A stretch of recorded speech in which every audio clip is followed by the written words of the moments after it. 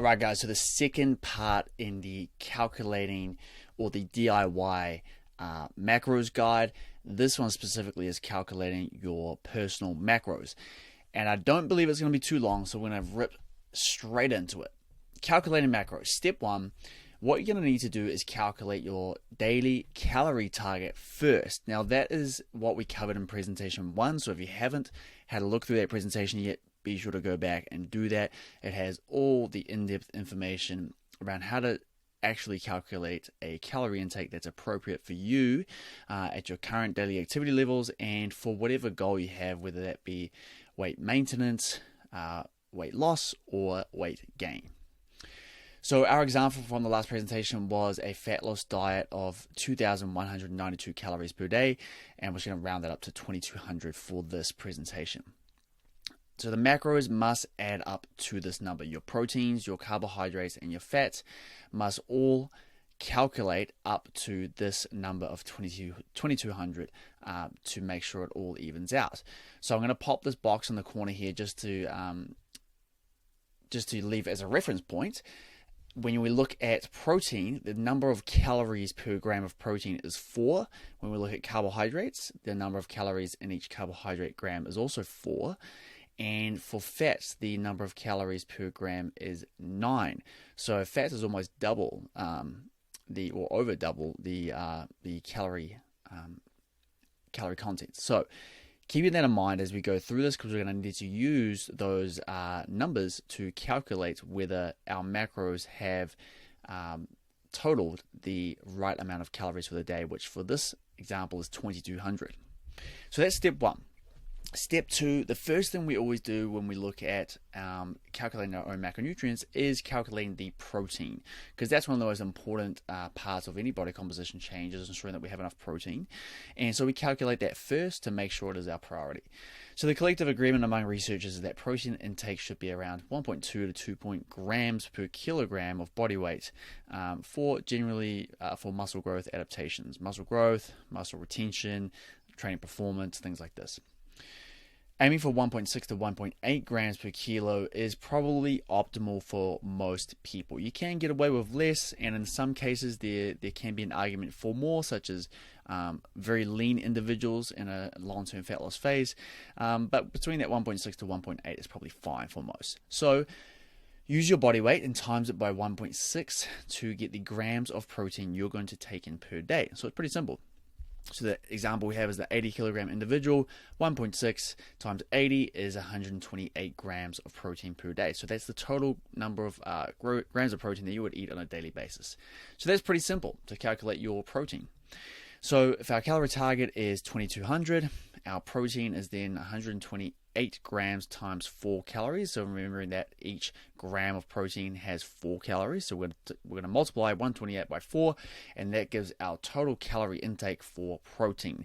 Now we're going to calculate the same thing for fats and then carbohydrates to ensure that it all meets that 2,200 target. So step 3, calculating your fat intake. A range between 0.5 to 1.2 grams per kilogram is probably suitable for most people. So the lower end of this could be used for fat loss phases where you don't have a lot of calories to play with, so you're going to reduce your fats because they're very energy dense. And the higher end is where you might have more calories to play with. So if 1.2 grams per kilo is probably an appropriate amount for people that have a lot more calories to play around with. There is a lot more information about this side of things in the Fat Loss Mastery course, all about macronutrients and how to decide what's appropriate for you, but within this range is fine for most people. So let's take the middle of the road there. Your body weight times 0.75 grams equals grams of fat per day.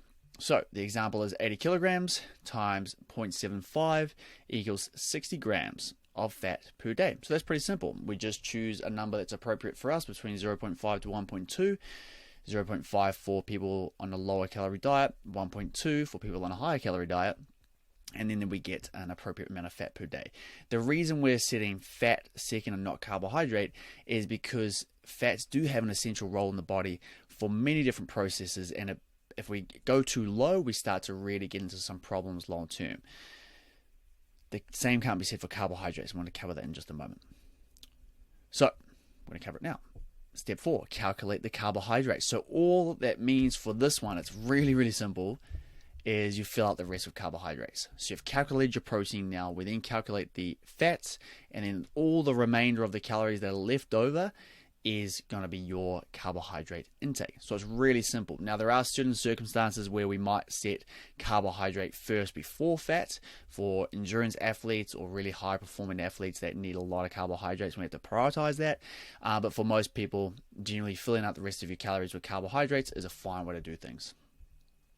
So some quick notes on carbohydrate intake. There again is more of this in the Fat Loss Mastery course, but I just want to cover off a few things here so you can get a bit of an idea of why we would choose a certain carbohydrate intake. So you may consider reducing the fat intake to the lower end of that range, so more around that 0.5 or 0.7 grams per kilo, in order to prioritize carbohydrates. So if you're someone who really prefers carbohydrates in their diet, eats a lot of carbohydrates for whatever reason, whether it's for performance or just preference, then you can consider dropping the fats down and bringing the carbohydrates up. They have a great little relationship there where you can kind of let them go up or down based on your own personal preference and what you like to eat.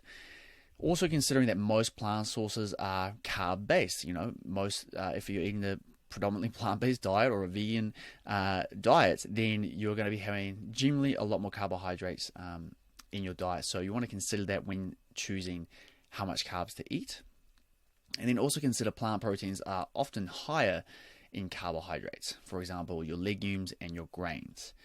However, also keep in mind personal preference. So, some people love peanut butter, they love avocado, they might eat a lot of mock meats that are higher in fats. So we have to keep that in mind when we are choosing the appropriate carb intake for you. So there is some trial and error there is some personal preference there, but generally if you set your fat intake between 0.5 to sort of 1 gram per kilogram, and then you fill the rest out with carbohydrates, you're going to be in a decent range that's going to be appropriate for you. And on a daily basis, it's going to fluctuate up and down, so don't worry too much about hitting those exact numbers. Just focus on hitting the total calorie intake and then hitting your total protein intake. And the fats and the carbohydrates, as long as the fats don't drop below that 0.5 grams per kilo range, you're going to be pretty fine just letting them fall where they may on a daily basis. So how does this look? Calorie target is 2200. Our protein, as we've just worked out before, 128 grams times 4 calories equals 512. Our fats now is 60 grams times 9 calories. So remembering that in each gram of fat we have 9 calories. So 60 times 9 equals 540 calories. And then what we want to do is work out the remainder of the calories as our carbohydrates. So how we do that is we take that protein plus fat equals 1052 calories. So taking 512 calories plus 540 calories, which is the protein and the fat combined, equals a total of 1052 calories.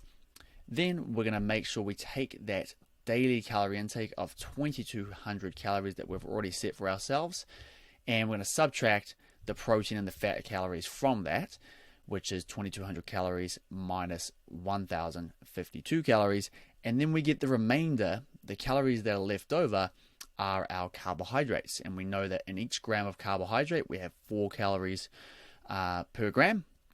So that remainder calories left over, 1148 calories, we divide by 4, and that will give us the carbohydrate total of 287 grams. So our final macros for this particular individual who's in a fat loss phase, consuming 2200 calories per day, 128 grams of protein, that's 1.6 grams per kilo, so right in that optimal range.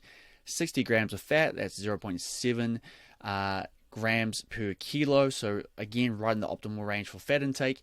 And then 287 grams of carbohydrates, which will allow them a lot of flexibility in terms of food choice, as well as really good performance enhancing benefits from that carbohydrate.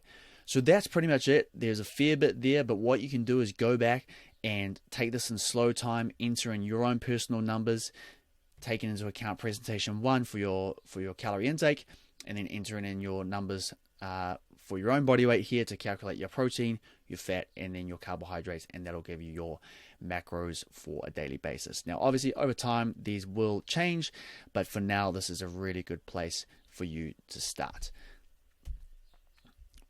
Next up, we have translating macros to food. So be on the lookout for that one in the next few weeks.